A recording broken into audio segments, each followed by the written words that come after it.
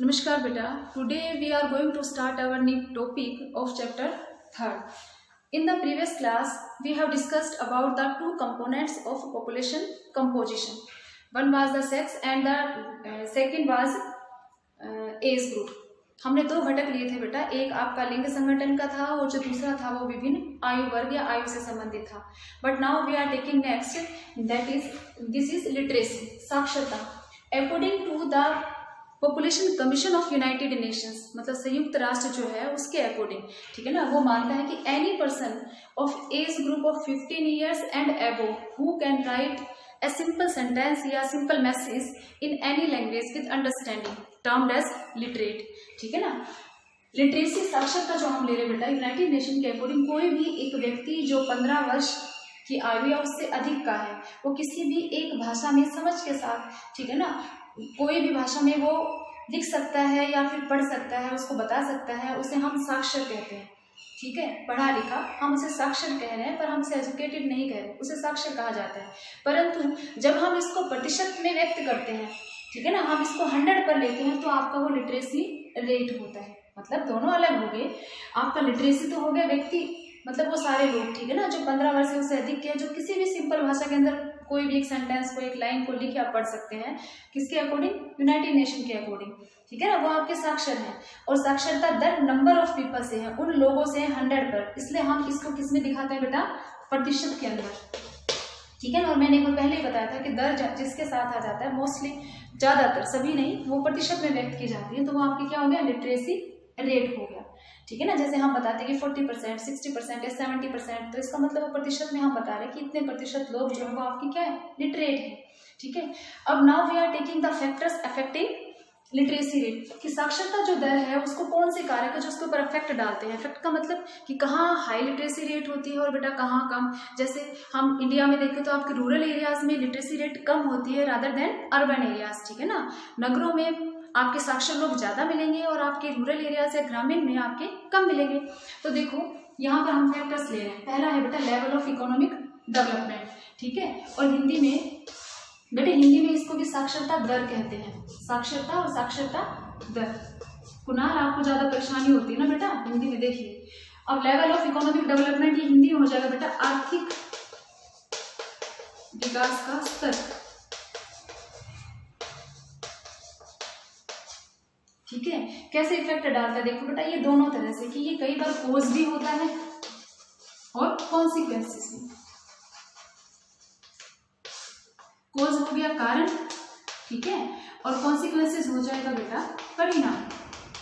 तो ये दोनों कैसे हैं? कोज कैसे, कि हम ये मानते हैं लेवल ऑफ इकोनॉमिक डेवलपमेंट, आर्थिक विकास का स्तर किस प्रकार का है. ठीक है ना. अगर वहाँ इकोनॉमिक डेवलपमेंट हाई और अच्छा है तो इसका मतलब वहां पर लिटरेसी रेट भी हाई मिलेगी, मतलब ज्यादा मिलेगी. क्यों? क्योंकि उनके पास फैसिलिटीज हैं. ठीक है ना. वो इकोनॉमिक एबिलिटी उनके पास है कि वो कैपेबल है. ठीक है ना. किसके लिए? एजुकेशन को गेन करने के लिए, या फिर रिसोर्सेज तक उनकी पहुंच है, इसलिए ये कारण हो गया. और कॉन्सिक्वेंसेस कब हो गया? कि अगर वो लिटरेट हैं, एजुकेटेड है या लिटरेसी रेट हाई है, तो ऑब्वियसली अगर वो पढ़े लिखे हैं तो वो मेहनत करके या रिसोर्सेज जो है उनको अपने अकॉर्डिंग चेंज करके इकोनॉमिक डेवलपमेंट ला सकते हैं. ठीक है ना. विकास के स्तर को बढ़ा सकते हैं. तो दोनों ही बातें हैं, कि कारण भी हो सकता है परिणाम, की पहले से इकोनॉमिक डेवलपमेंट है इसलिए हाई लिटरेसी रेट है, या फिर वो लिटरेट है, एजुकेटेड है, तो वहां पर इकोनॉमिक डेवलपमेंट किया. ठीक है. Now we are going to next, urbanisation and standard of living. ठीक है ना. नगरीकरण, ठीक है, और लोगों का रहने का स्तर, ठीक है, किस प्रकार का है. तो अर्बनाइज्ड एरिया जो होते हैं उनके पास फैसिलिटीज भी होती है और बेटा वहाँ डेवलपमेंट भी होता है. ठीक है ना. इसीलिए वो एजुकेशन या फिर लिटरेसी रेट उनकी ज्यादा होती है, एजुकेशन तक पहुंच होती है, और उनके रहने के या रहन सहन पर और स्तर पर भी निर्भर करता है. अगर उनका स्तर अच्छा है, जरूरी नहीं है कि अर्बन एरिया हर जो सभी डेवलप्ड हो, या फिर सभी अर्बन एरिया जो उनके अंदर हाई लिटरेसी रेट हो, उसके कुछ पार्ट या ऐसे एरियाज भी होते हैं जहाँ स्लम्स भी होती है, बस्तियां भी होती है, तो हो सकता है वहां वो कम भी हो. तो ये इस पर भी डिपेंड करता है कि अर्बन एरियाज में भी उनका लिविंग स्टैंडर्ड कैसा है. ठीक है ना. रहने का स्तर किस प्रकार का है, तो इसके ऊपर डिपेंड करता है. अगर रहने का स्तर लो होता है तो ऑब्वियसली आपके लो लिटरेसी रेट, और अगर ये हाई होता है तो बेटा हाई लिटरेसी रेट. ठीक है ना. मतलब साक्षरता दर उच्च और साक्षरता दर निम्न होगी. ठीक है. Next, social status of female. महिलाओं की जो सामाजिक स्थिति है वो कैसी है? महिलाओं की सामाजिक स्थिति इसलिए क्योंकि आपने देखो पुराणों में या पहले भी पढ़ा होगा कि बालक या बच्चा जो होता है उसकी प्रथम गुरु उसकी माँ होती है, क्योंकि परिवार में ही वो बोलना चलना, कम्युनिकेट करना, अपनी बात को अभिव्यक्त करना, कहना सीखता है।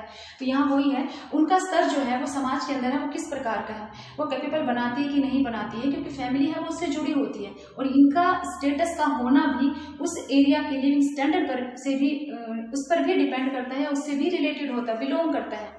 ठीक है, तो अगर यहाँ सोशल स्टेटस महिलाओं का अच्छा है तो लिटरेसी रेट भी आपको अच्छी मिलेगी।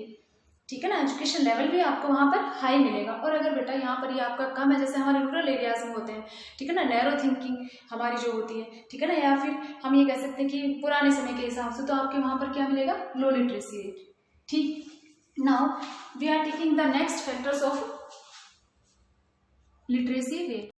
नेक्स्ट फैक्टर बेटा fourth, availability of educational facilities. ठीक है ना, आपकी शैक्षिक सुविधाएं कैसी हैं, शैक्षिक सुविधाएं किस प्रकार की हैं, ठीक है ना, उनकी उपलब्धता है या नहीं है। अगर एजुकेशन फैसिलिटीज इजीली अवेलेबल हो जाती है उन एरियाज के अंदर, तो इसका मतलब लिटरेसी रेट है वो, या एजुकेशन लेवल भी अच्छा मिलेगा, लिटरेसी रेट ज़्यादा होगी, साक्षरता दर उच्च होगी। जैसे यही एजुकेशन फैसिलिटीज अगर रूरल एरियाज में अवेलेबल हो जाती है, ठीक है ना, तो वहाँ पर हाई लिटरेसी रेट होगी, उन्हें मूवमेंट या ट्रांसपोर्ट फैसिलिटी के थ्रू अर्बन एरियाज में आना या मूवमेंट नहीं करना पड़ेगा। ठीक है, तो ये हो जाएगा आपका availability of educational facilities. Next, the policies of the government, सरकार की नीतियाँ कैसी हैं, सरकारी नीतियाँ, ठीक है ना, सरकार जो भी पॉलिसीज बनाती है किससे रिलेटेड, एजुकेशन से रिलेटेड, तो वो किस प्रकार की बनाती है, गांव में स्कूल खोलना, हायर एजुकेशन के लिए भी क्या यूनिवर्सिटीज या फिर इस प्रकार की जो फैसिलिटीज हैं वो लोगों को प्रोवाइड करवाना। अगर उन रूरल एरियाज के पास या आसपास, कई रूरल एरियाज के आसपास या गाँव के आसपास भी कोई यूनिवर्सिटी खुल जाती है तो वो लोगों के लिए अच्छा होता है। तो इसका मतलब वहाँ लिटरेसी रेट और एजुकेशन लेवल दोनों ही हाई हो जाते हैं। ठीक है ना, उच्च शिक्षा स्तर हो जाता है बेटा, और उसके साथ साथ में वहाँ साक्षरता दर भी बढ़ जाती है। ठीक है ना, किसका, सरकार की नीति पर डिपेंड किया कि उसने वहाँ यूनिवर्सिटी खोलने की सोची, ठीक है, या फिर कॉलेज खोलने की सोची, तो इस पर डिपेंड करता है कैसी सरकारी नीतियाँ हैं और कैसी एजुकेशन फैसिलिटीज है। इसका मतलब हमने जो भी फैक्टर्स देखे हैं, तो इनसे जो निष्कर्ष या निष्कर्ष के साथ में जो कंक्लूजन निकला वो क्या है बेटा, दो। ठीक है, एक तो अर्बन एरिया का कि डेवलप्ड अर्बन इकोनॉमीज जो है, डेवलप्ड हो गया बेटा विकसित, ठीक है, और अर्बन हो गया आपका नगरीय, और ये हो गया आपका आर्थिक। नगरीय आर्थिक जो केंद्र जो है इनके अंदर बेटा आपकी लिटरेसी रेट ज्यादा होगी। ठीक है ना, मतलब हाई लिटरेसी रेट भी आप लिख सकते हो, हाई लिटरेसी रेट, और इसके साथ साथ में आपका हायर लेवल ऑफ एजुकेशन, दोनों ज्यादा होंगे, उच्च शिक्षा का स्तर, ठीक है, और उच्च साक्षरता, दोनों, साक्षरता दर, उच्च साक्षरता दर, और उसके साथ साथ में बेटा आपका क्या, शिक्षा का स्तर। ठीक है, दूसरा जो निष्कर्ष या जो कंक्लूजन है वो है लो लेवल ऑफ लिटरेसी। ठीक है ना, कि जहां पर साक्षरता जो है उसका स्तर निम्न होता है, कम होता है, ठीक है ना, या फिर एजुकेशन भी कम, मतलब दोनों ही लो है, लिटरेसी भी और एजुकेशन भी। ठीक है ना, जहां ये दोनों कम है वो इंडिकेट करती है बेटा किसको, रूरल फार्म इकोनॉमी को। ठीक है ना, जो ग्रामीण, और ये फार्म का मतलब कृषि से संबंधित, ग्रामीण कृषि से संबंधित आपके जो आर्थिक क्षेत्र है उनको यहाँ दर्शाती है या इंडिकेट करती है। अब देखो एक चीज और, मैंने आपसे कहा था लिटरेट या लिटरेसी, एजुकेशन लिटरेट और एजुकेशन दोनों अलग है। लिटरेट का मतलब सिर्फ आप सिंपल जानते हो, वो पढ़ा लिखा होना। एजुकेशन का मतलब आप कैपेबल है, ठीक है ना, आप और भी ज्यादा, मतलब आप इंटेलेक्चुअल का यूज करते हैं, बौद्धिक स्तर पर आप अच्छे हैं, तो वो आपका एजुकेशन से रिलेटेड है। लिटरेट तो वो भी है जो मजदूर हैं या जो लो लेवल का काम करते हैं या फिजिकल जो वर्क करते हैं, ठीक है ना, शारीरिक जो काम करते हैं, वो सब लिटरेट में आ गए, क्योंकि उन्हें हिसाब किताब लगाना, थोड़ा बहुत पढ़ना, ये सब आता है। ठीक है ना, पर एजुकेशन में वो जो कि मेंटल एबिलिटी वाला काम करते हैं, ठीक है ना, जिनके अंदर हम ये मानते हैं कि मानसिक स्तर पर जो कार्य करते हैं, थिंकिंग का, रिसर्च का, इंटेलेक्चुअल वाला, बौद्धिक स्तर का बेटा, वो आपके एजुकेशन से रिलेटेड होता है। तो आपकी लिटरेसी और एजुकेशन दोनों अलग है। लिटरेट हो सकता है कोई भी व्यक्ति, पर जरूरी नहीं कि वो एजुकेट या शैक्षिक हो, तो दोनों अलग अलग हैं। ठीक है, ये आपके क्या हो गए, कंक्लूजन हो गया। और इससे पहले हमने जो किए थे बेटा, वो आपके लिटरेसी रेट के ऊपर प्रभाव डालने वाले। और नेक्स्ट कंपोनेंट इज ऑक्यूपेशन, बेटा व्यवसाय, ठीक है ना, इकोनॉमिक व्यवसाय जो है इसे हम इकोनॉमिक एक्टिविटी भी बोलते हैं, आर्थिक क्रियाकलाप। इकोनॉमिक एक्टिविटी का मतलब क्या, there are so many activities, क्रियाकलाप या क्रियाएं तो बहुत सारी होती है, उठना बैठना, बात करना, आना जाना, मूवमेंट करना, ठीक है ना। परंतु ये इकोनॉमिक नहीं है। इसका मतलब कौन से कार्य, the work that is done, ठीक है ना, फॉर सर्वाइवल या फॉर अर्निंग, वो काम, ठीक है ना, जो अर्निंग के लिए या पैसे कमाने के उद्देश्य से किया जाता है, ठीक है ना, वो आपका क्या इकोनॉमिक एक्टिविटी है। फॉर एग्जांपल जैसे एक आया है, वो किसी के बच्चे की देखभाल करती है, तो वो उसके लिए क्या है, इकोनॉमिक एक्टिविटी। और अगर वही आया अपने बच्चे की देखभाल करती है तो वो इकोनॉमिक एक्टिविटी नहीं है, ठीक है ना। ऐसे हाउसवाइफ जो है, ठीक है ना, वो अपने घर में काम करती है, तो ये इकोनॉमिक एक्टिविटी नहीं है। हालांकि वो पूरे दिन काम करती है पर वो इकोनॉमिक एक्टिविटी में नहीं आती, क्योंकि वो सोर्स ऑफ अर्निंग नहीं है। लेकिन अगर वही किसी और के घर एज ए सर्वेंट, ठीक है ना, या काम वाले की तरह काम करती है, तो वो उनके लिए क्या होगी बेटा, इकोनॉमिक एक्टिविटी होगी, ठीक है ना। उसे हम आर्थिक क्रिया कहते हैं। तो यहाँ पर देखना, देखो, concern with economically active population, ठीक है। ऑक्यूपेशन में हम उस पॉपुलेशन या उस जनसंख्या को लेते हैं जो इकोनॉमिक और एक्टिव पॉपुलेशन में, एक्टिव का मतलब यहाँ कार्यशील से, ठीक है ना, जो कार्य करती है उस कार्य का मतलब इकोनॉमिकली एक्टिव। कार्य मैंने और भी बताया पर वो नहीं बेटा, इकोनॉमिकली एक्टिव जो पॉपुलेशन है, ठीक है ना, वो आपके व्यवसाय में आते हैं। इसका मतलब population engaged in gainful employment, जो गेनफुल मतलब पैसे से संबंधित, रोजगार के अंदर जो लगी रहती है, ठीक है ना, वो पॉपुलेशन है, वो इसके अंदर काउंट होती है। तो कौन सी होगी, वर्किंग, कार्यशील जनसंख्या। और याद करिए ये कार्यशील जनसंख्या हमने सेकंड एज ग्रुप के अंदर लिया था। जो दूसरा वर्ग क्या था आयु संगठन में, 15 to बेटा 59 ईयर्स, ठीक है ना, इसे हमने वर्किंग कहा था, जिसके ऊपर डिपेंड करते हैं। अब देखो 15 to 59 के अंदर सारी जनसंख्या को इंक्लूड नहीं करते, कि हम ये कहें कि जितने भी आपकी जो पॉपुलेशन है all are included, that is all are include in the 15 to 59 years is called working population. नहीं, इसमें से इकोनॉमिक या ऑक्यूपेशन से रिलेटेड या इकोनॉमिकली एक्टिव पॉपुलेशन हम बेटा उनको कहते हैं जो सच में रोजगार वाला कार्य करते हैं। इसमें ऐसे भी हैं, ठीक है ना, जो 15 to 59 के अंदर आते हैं लेकिन वो सही मायने में इकोनॉमिक एक्टिविटी के रूप में कंट्रीब्यूट नहीं करते। फॉर एग्जाम्पल देखो, एक्सक्लूडेड पॉपुलेशन का मतलब जो इसमें नहीं आती है, हम जिसको इनमें शामिल या इनमें या इन ऑक्यूपेशन से रिलेटेड इंक्लूड नहीं करते। तो कौन सी बेटा, चिल्ड्रन बिलो वर्किंग, ठीक है ना, एज वर्किंग एज मतलब हमने ये ली है, तो इससे कम उम्र के, ठीक है, ओल्ड पीपल, बुजुर्ग व्यक्ति जो है वो नहीं आएंगे, रिटायर्ड पर्सन, ठीक है ना, रिटायर्ड हो गए हैं तो इसका मतलब अब वो काम नहीं कर रहे हैं, कंट्रीब्यूट नहीं कर रहे हैं हमारे इकोनॉमिक सिस्टम में, ठीक है, या फिर हाउस वाइफ, ठीक है ना, जो घर पे काम करती हैं, घरेलू, एंड स्टूडेंट्स और विद्यार्थी कौन से, those not engage in economic pursuit, जो किसी प्रकार का आर्थिक कार्य नहीं कर रहे, क्योंकि स्टूडेंट जब हायर एजुकेशन को गेन करते हैं तो उस हायर एजुकेशन के अंदर बेटा वो कोई ना कोई इकोनॉमिक एक्टिविटी भी साथ करते हैं, ठीक है, कि वो काम भी कर रहे हैं, ठीक है ना, और अपने आगे जो रिसर्च या जो भी काम है शोध का वो भी उनका साथ चलता है। तो इसलिए आपको ध्यान रखना है कि इन सबको बेटा इंक्लूड नहीं किया जाता, किसने, आपकी ऑक्यूपेशन या फिर वर्किंग पॉपुलेशन के अंदर, ये नहीं आएंगे, ठीक है ना। और वो जो कि गेनफुल एम्प्लॉयमेंट में होते हैं वो आपके क्या है, ऑक्यूपेशन के अंदर आते हैं। अब हमें ये देखना बेटा कि इस वर्किंग जो पॉपुलेशन है, ठीक है ना, इसमें हम इसको डिवाइड करते हैं ऑक्यूपेशनल स्ट्रक्चर के अंदर। ऑक्यूपेशनल स्ट्रक्चर हो गया आपका व्यावसायिक संरचना, और उस व्यावसायिक संरचना को हम कैसे लेते हैं, देखिए स्ट्रक्चर हो गया आपका संरचना, ठीक है। ऑक्यूपेशन हमने भी देखा था। अब इसको डिवाइड करने के लिए हम क्या लेते हैं कि हम प्रोपोर्शन लेते हैं कि जनसंख्या का कौन सा वर्ग या किस प्रकार के लोग जो हैं वो कौन सा कार्य करते हैं, तो हम उसको कैटेगराइज कर देते हैं, ठीक है। तो हम ऑक्यूपेशन जो स्ट्रक्चर है उसको लिख सकते हैं कि ऑक्यूपेशनल स्ट्रक्चर को कैटेगरीज या प्रोपोर्शनल डिस्ट्रीब्यूशन,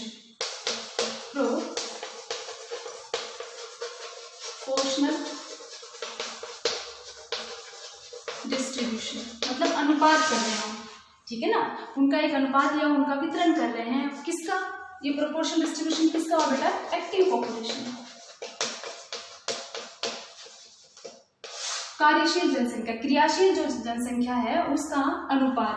अब इसके आधार पर हम यहाँ डिफरेंट कैटेगरीज लेते हैं, किसकी बेटा, ऑक्यूपेशन की, ठीक है ना, different persons engaged in different economic activities and they are categorise, ठीक है ना, आर एस फॉलो। देखिए फर्स्ट हमने लिया बेटा प्राइमरी, ठीक है, सेकंड लेते हैं हम, ये ले लीजिए आपका सेकेंडरी,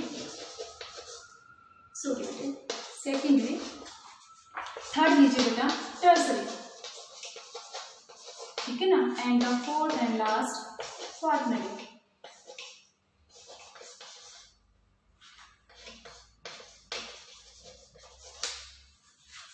प्राइमरी हिंदी में हो जाता है बेटा आपका प्राथमिक क्रियाकलाप, मतलब प्राइमरी इकोनॉमिक एक्टिविटीज जो है, ठीक है ना। सेकेंडरी हो जाएगा आपका हिंदी में द्वितीयक क्रियाकलाप, ओके। थर्ड हो जाएगा बेटा तृतीयक, तीसरे स्तर की, और ये हो जाता है बेटा आपका चतुर्थक। 4 हो गए आपके पास प्राइमरी, और ये 3 आप पहले सुन चुके हैं, पर एक बार फिर देखिए प्राइमरी एक्टिविटीज है इसमें क्या, पॉपुलेशन, कौन सी पॉपुलेशन बेटा यहाँ पर एक्टिव पॉपुलेशन, ठीक है, ये ध्यान रखना है। इकोनॉमिक एक्टिविटी में हम एक्टिव में काउंट कर रहे हैं, तो एक्टिव पॉपुलेशन, ठीक है ना, दैट आर एंगेज्ड इन, किसमें, काम बताने, मतलब कार्य, किस प्रकार के कार्य करती है, जैसे आपका है एग्रीकल्चर, खेती करना, ठीक है, फार्मिंग ले सकते हो, एग्रीकल्चर हो गया बेटा, फिशिंग हो गया, हंटिंग हो गया, माइनिंग हो गया, लंबरिंग हो गया, ये सब जो है आपके, ये किसमें है, प्राइमरी एक्टिविटीज के अंदर आते हैं, ठीक है ना। अब लेते हैं हम सेकेंडरी। सेकेंडरी जो है बेटा, ये इसे हम मैन्युफैक्चरिंग या इंडस्ट्रियल सेक्टर भी कहते हैं, मतलब इंडस्ट्रीज से रिलेटेड। तो जहां मैन्युफैक्चरिंग या विनिर्मित या चीजें बनाने का काम, तो जो भी इंडस्ट्रियल सेक्टर है वो आपका किसमें आएगा, द्वितीयक के अंदर, उद्योग जिसके अंदर आते हैं ना, industries. Now go to third tertiary sector, या फिर आपके तृतीयक क्षेत्र, ठीक है ना। तृतीयक में बेटा आपके आते हैं सर्विस, इसे सेवा क्षेत्र भी कहते हैं, ठीक है ना, मतलब जिसके अंदर क्या सेवाएं दी जाती है। तो सेवाएं कौन सी हो जाएंगी, जैसे ट्रेड है, ट्रांसपोर्ट है, कम्युनिकेशन है, बिजनेस है, संचार, परिवहन, ये सब जो है बेटा ये आपकी किसमें आ रही, टर्सरी में। तो the active population that engaged in these services are referred as the tertiary services, ठीक है ना, या फिर टर्सरी, इससे बिलोंग या इससे रिलेटेड पॉपुलेशन। 3 ना, नेक्स्ट जो हम ले रहे हैं क्वार्टरली, हो सकता है ये आपके लिए नई है, क्योंकि अब तक हम ये 3 देखते थे बेटा, ये हायर, इससे भी ऊंचे लेवल की, ठीक है ना, और इसके अंदर हम कौन से इंटेलेक्चुअल वाले बौद्धिक काम करते हैं, ठीक है, मानसिक स्तर के, और उसके अंदर भी हाई थिंकिंग वर्क जो किए जाते हैं, जैसे कौन से आपकी पॉलिसीज फ्रेम करना या आपकी रिसर्च, शोध करना, ठीक है ना, नीतियां बनाना, या फिर सोचने से संबंधित जितने भी काम होते हैं, ठीक है ना, वो इंटेलेक्चुअल टास्क जो है सारे, इंटेलेक्चुअल मतलब बौद्धिक कार्य जो है वो include in the quarterly activities. तो ये पॉपुलेशन इससे रिलेटेड हो जाएगी, ये टर्सरी से आपकी सेवाएं हो जाएंगी बेटा, सेकेंडरी में पूरा इंडस्ट्रियल सेक्टर या आपकी इंडस्ट्रीज आ जाएंगी, और प्राइमरी में आपका ये। अब जिस इकोनॉमिक सिस्टम के अंदर आपकी ये ज्यादा होती है, इसका मतलब वो रूरल इकोनॉमीज है, ठीक है, वो उसमें आती है। अगर आप डेवलप्ड कंट्रीज के देखोगे तो वो लोग ज्यादातर एंगेज है बेटा सेकेंडरी और द टर्सरी, ठीक है। और अब धीरे धीरे डेवलप्ड नेशंस के अंदर भी इंडस्ट्रीज के साथ साथ में सर्विस सेक्टर धीरे धीरे इंक्रीज हो रहा है, क्योंकि सेवा क्षेत्र जो है, ठीक है ना, इसका कंट्रीब्यूशन जीडीपी के अंदर ज्यादा होता है बजाय इनके, ठीक है। और डेवलपिंग नेशंस जो है अब वो धीरे धीरे सेकेंडरी और टर्सरी की तरफ उन्मुक्त हो रहे हैं, ठीक है ना, अदरवाइज उसमें अभी भी लार्ज पॉपुलेशन एंगेज इसमें है, इसका प्रोपोर्शन बहुत कम होता है, ठीक है ना, क्योंकि ये हायर लेवल की या हाई थिंकिंग इंटेलेक्चुअल टास्क होते हैं, इसलिए ये बहुत कम, तो प्रोपोर्शनल रेशियो हम कम लेते हैं, ठीक है ना, और आपकी मेन है वो ये 3 होती है। तो बेटा ये था आपका क्या, occupational structure of the population composition, ये आपका लास्ट टॉपिक था।